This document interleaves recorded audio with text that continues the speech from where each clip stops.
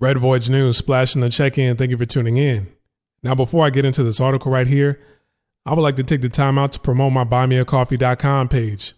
If you're saying, hey, I like the content he's posting up on his YouTube channel, I want to watch his channel grow, I want to make a donation, I want to support, well, you could click the link in the description box below. It'll redirect you to the buymeacoffee.com page right here. All right. You come to this page, you hover over the support tab, and you can, quote unquote, buy me a coffee, which means make a donation. The minimum amount you can donate is $5. You don't have to sign up in order to donate. Okay. All you got to do is just click on the support tab, punch in your amount, and then click support. All right. Now, if you're interested in knowing how foreigners are treated while living abroad in Asia, Canada, South America, Europe, Africa. Currently, right now, I live in Taiwan. I've been living in Asia for 7 years. I used to live in Canada for 6 years. If you're interested in knowing what it's really like in Asia, how foreigners are really treated in Asia, in other parts of the world, you could become a member. $8 a month. I have 8 videos posted up so far, more videos along the way. Even if you're not interested on living abroad, you can still learn a lot from those videos right here. That's information you don't hear no other traveler talking about on YouTube. All right. So let's get into this article here.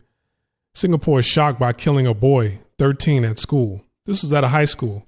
He got killed by a 16-year-old. So a 13-year-old at a high school, that means he either was really smart and got bumped up a grade and skipped a grade, or their high school starts at 8th grade. The grades start in the 8th grade at the high school. All right. He killed him with an axe. I'm wondering, where did he get the axe from? Was the axe already on campus, or did he bring the axe to school? Usually at a lot of high schools, well, I can't say about anywhere else in Singapore, Taiwan, China, or Japan, but I know when I used to live in Thailand, they used to have like a daily inspection of kids that were coming to school. So they would all stand in a line, and before they can come onto the campus, there were teachers in the front, and they would make all the students stand in a line, like in a row, and they would inspect them. Okay. So if a girl's hair was off, you know, if the length of her hair was too long, they would cut it. If the bobby pins weren't appropriate, or, you know, something off with their uniform, they would make the corrections before they would send them off to class. You know, same thing with the boys. If it's like, hey, what's that? His backpack looked kind of funny. It's a funny shape. What's in his backpack? Hey, come over here. We need to look in your backpack. We need to inspect your backpack. They'll do that in Thailand. I wonder if they have that same system in Singapore. Now, when somebody is charged with murder in Singapore, you get the death penalty. But since he's 16, it's life in prison. The judge right here said that, you know, they wanted to send him to a psychiatrist first for an assessment, you know, before trial. Because they said in court that he'd previously been a patient at a mental health institution after he tried to kill himself in 2019. And that is, for people that don't know, believe it or not, suicide is rampant out here in Asia. I'm talking about, if you look on the list of suicides, countries with the highest suicide rates, you're going to see Asian countries on there. Okay. They're usually at the top. I know in Asia, I think the country in Asia with the highest suicide rate is South Korea.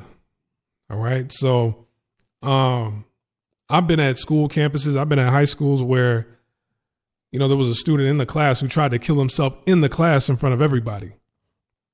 I've seen it before.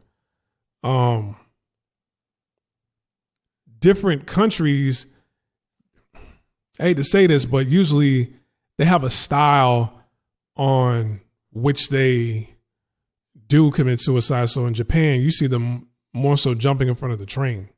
Okay, that's why they have those big glass barriers, and they have security stopping people from just jumping in front of the train. Because that was getting out of hand.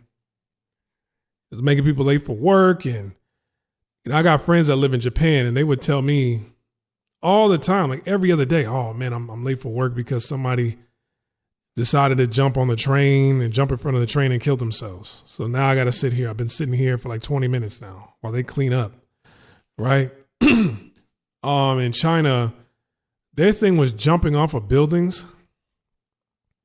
And, right here, you're seeing somebody who at one point in time tried to take his own life, but then he's like, mentally, he still needed therapy. Or if he did get therapy, it didn't really help much. And you see every once in a while, you see when somebody decides like, hey, I just want to end it, right? Usually they don't take out a bunch of people with them like that, like how you see in America. They usually just do it to themselves. And every once in a blue moon, you'll have somebody who will take out other people.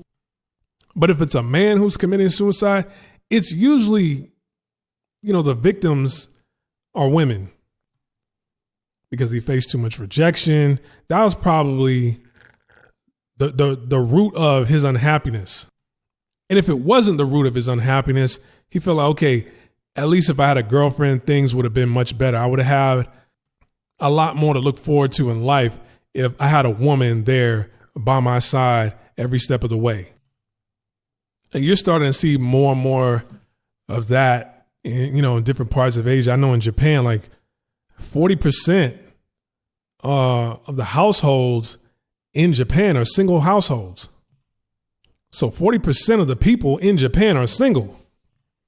Now, getting back to this article, the education minister put out a statement, and he told students that you are never alone and we will always stand ready to help you. But man, I've been living in Asia for quite a while, dude. Mental health is not something that, the countries out here tend to invest in. Just even telling somebody about your problems, like I said, even in Japan, the favorite phrase to say when you complain about something, especially when you're treated unfairly or things just aren't going right and you just need somebody to talk to, the favorite response is combate, which means try harder. Basically, stop complaining and try harder. Now, West, it's like, especially if somebody's your friend, that typically isn't the response that you'll get from a friend. That friend would show empathy, and he or she will probably give you a solution. Or the solution is either them suggesting you to do whatever you're doing a different way, or they will help you. Man, not out here in Asia. Not out here in Asia. Definitely not in Japan. And, they haven't gone into detail to say why the 16-year-old boy did that. So, what was the cause? Did he flip out, or did, a 13-year-old say something slick to him? And, that 16-year-old kid wasn't having it. A lot of people might be like, oh, you shouldn't say that. He's 13. Man, we were all 13 at one point in time talking shit. 13-year-olds don't talk shit.